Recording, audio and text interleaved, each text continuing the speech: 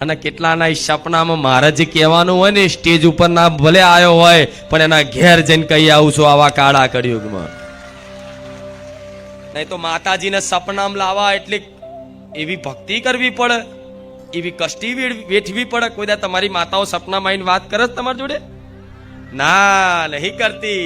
તમે એના 2 ટાઈમ દીવા કરો છો, અત્યાર સુધી વર્ષોથી એના નિવેદ આલો છો, છતાંય તમારી ઘરની માં કોઈ દર સપનામાં નહીં આવી હોય, કોઈ વાત નહીં કીધી હોય, અને નહીં તમે મારા દીવા કર્યા કે નહીં મને માતા નિવેદ આલ્યા, છતાંય તે હું આટલો પ્રેમ કેમ બતાવું છું કે જે સપનામાં આવીને વાતો કરું છું?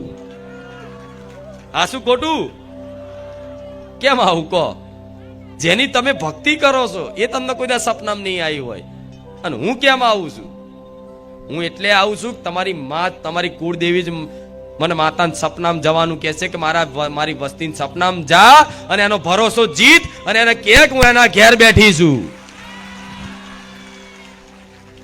હું એના ઘેર બેઠી છું. એ દુનિયામાં ફોફા મારે છે પણ કે એના દીવામાં જ છું, એના ઘેર જ છું.